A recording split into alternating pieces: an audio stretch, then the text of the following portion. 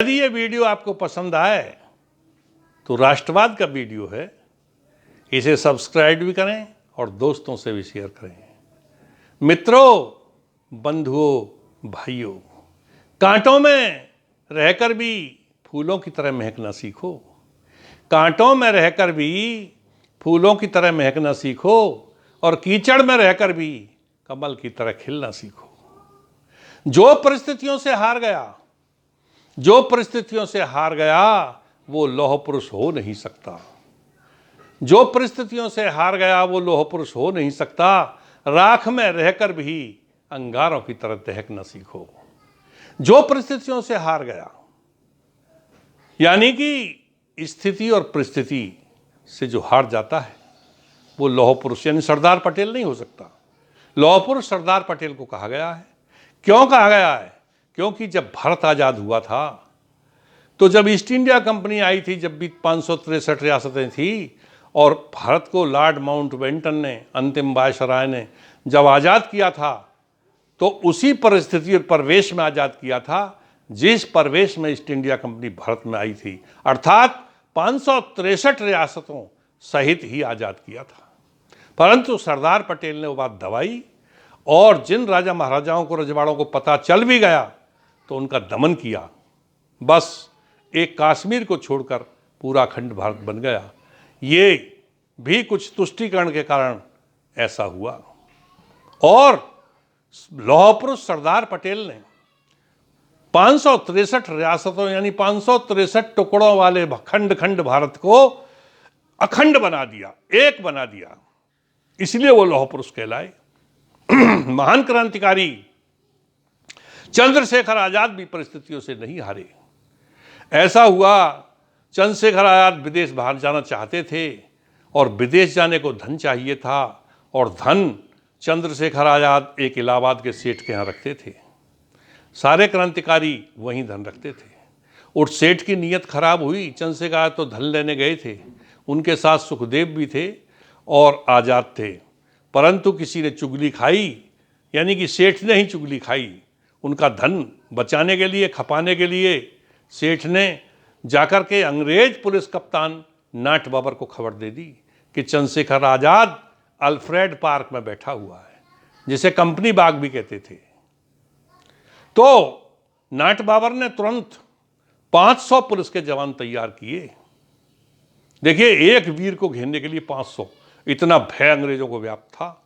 और चंद्रशेखर आजाद पर उस समय भारत में सर्वाधिक इनाम भी घोषित था, क्योंकि वो महान क्रांतिकारी थे। क्रांतिकारियों में वो शिरोमणि थे, दल के नेता थे। तो चंद्रशेखर आजाद ने जब 500 जवानों से अपने आप को घिरा देखा तो परिस्थितियां उन्होंने प्रतिकूल पाई, परंतु परिस्थितियों से हारे नहीं। क्योंकि अभी हमने कहा था, परिस्थितियों से जो हारा वो लौह पुरुष हो नहीं सकता। चंद्रशेखर आजाद परिस्थितियों से नहीं हारे। उन्होंने 500 जवानों का भी मुकाबला करने का प्रयास किया। हालांकि उनके रिवॉल्वर यानी बमतुल बुखारा जैसे वो कहते थे, उसमें 60 गोलियां थीं, तो 59 गोलियां चला करके मुकाबला किया। प्रतिकूल परिस्थितियां परलक्षित ता परम वीर का मन डोला। प्रतिकूल परिस्थितियां परलक्षित तो परम वीर का मन डोला। वीर अकेला पुलिस 500, यानी चंद्रशेखर आजाद अकेले थे। सुखदेव को भी उन्होंने कह दिया था, भाई तुम भाग जाओ। वीर अकेला पुलिस 500, उनकी ताकत को तोला। कंपनी बाग भी दहल उठा, कंपनी बाग भी दहल उठा। हुआ धाए धाए का बाबेला। प्रचंड पुरोधा पुलकित हो, नाट बाबर से बचन बोला। जन्मा आजाद आजाद रहा। चंद्रशेखर आजाद ने कहा नाट बाबर से, तब भी ऐलान किया, घोषणा की कि जब जन्मा जब आजाद रहा, आजाद रहेगा ये न्यारा। आजाद सदा आजाद रहा, आजाद मरेगा ये प्यारा। और जो अंतिम गोली बची हुई, जो अंतिम गोली बची हुई, निज भाल में उसको दे मारा। इस तरह वीर हुआ धराशायी, वंदे मातरम का दे नारा। तो परिस्थितियों से नहीं हारे आजाद, प्राण दे दिए परंतु परिस्थितियों से टक्कर ली। और जो आदमी अपने आप को नीचे से लेकर चलता है वो ऊंचा उठ जाता है, सदैव ही ऊंचा उठता है वो। क्यों कि मिटा दे खाक में हस्ती, अगर कुछ मर्तबा चाहे बीज में खाक में मिलकर गुले गुलजार होता है। हमारा छात्र जिस पर नाव की उतराई को पैसे नहीं होते थे और छोटे से गांव से नदी पार करके पढ़ने जाता था, वो बच्चा इतना निर्धन था कि उस समय 1 टका या 1 रुपया नहीं होता, 1 पैसा नहीं होता था नाव की उतराई का। और बाद में भारत का प्रधानमंत्री बना अपने कर्मों से, क्योंकि वो कोशिश करता था, त्याग भावना थी, बलिदान भावना थी, ईमानदारी थी, अर्पण और समर्पण भाव राष्ट्र के प्रति थे। इसी प्रकार वर्तमान में हमारे देश के प्रधानमंत्री बचपन में चाय बेची, फिर आरएसएस के दफ्तरों में झाड़ू लगाई। आज तो आदमी सोचेगा यार झाड़ू हम क्यों लगाएं, ये तो स्वीपर का काम है। नहीं, झाड़ू लगाई, लोगों के बस्ते उठाए, जूतियां सीधी की, सेवा की, अर्पण और समर्पण भाव से राष्ट्र के लिए समर्पित हुए और जनता जनार्दन ने उन्हें सिर माथे बैठाया और धीरे धीरे भारत का प्रधानमंत्री बनाया। इसीलिए कोशिश जो निरंतर करते हैं, कोशिश, हमने शुरू में ही बात कहा था, कोशिश सबसे बड़ी चीज है। Try and try. कोशिश जो निरंतर करते हैं वो विजयी सदैव ही होते हैं। कोशिश जो निरंतर करते हैं वो विजयी सदैव ही होते हैं। वही वसुंधरा के वैभव हैं, वो इस पृथ्वी माता के वैभव यानी यश के पात्र हैं।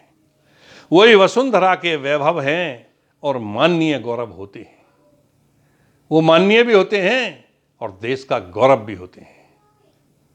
कोशिश के लिए हमने लिखा है। एक विद्वान कवि श्री हरिवंश राय बच्चन ने भी कहा है कि कोशिश करने वालों की कभी हार नहीं होती, लहरों से डरकर नैया पार नहीं होती और कोशिश करने वालों की कभी हार नहीं होती। जब एक नन्ही चींटी दाना लेकर चलती है, एक नन्ही चींटी दाना लेकर चलती है, चढ़ती दीवारों पर 100 बार फिसलती है।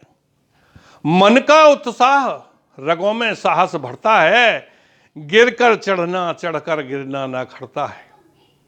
कोशिश उसकी आखिर बेकार नहीं होती, चढ़ी जाती है। कोशिश उसकी आखिर बेकार नहीं होती और कोशिश करने वालों की कभी हार नहीं होती। गोताखोर सिंधु में डुबकियां लगाता है, गोताखोर सिंधु में डुबकियां लगाता है, जा जाकर खाली हाथ लौट कर आता है। मिलते न सहज ही मोती गहरे पानी में, बढ़ता मन का उत्साह इसी हैरानी में, और मुट्ठी उसकी खाली हर बार नहीं होती। कोशिश करने वालों की कभी हार नहीं होती।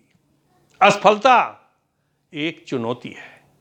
यदि हम असफल हो गए तो निराश न हो, आत्महत्या की ओर न बढ़ें। ट्राई अगेन ट्राई, कोशिश करें, आगे बढ़ें, क्योंकि असफलता ही एक दिन सफलता का रूप लेती है। असफलता एक चुनौती है, स्वीकार करो। क्या कमी रह गई देखो और सुधार करो।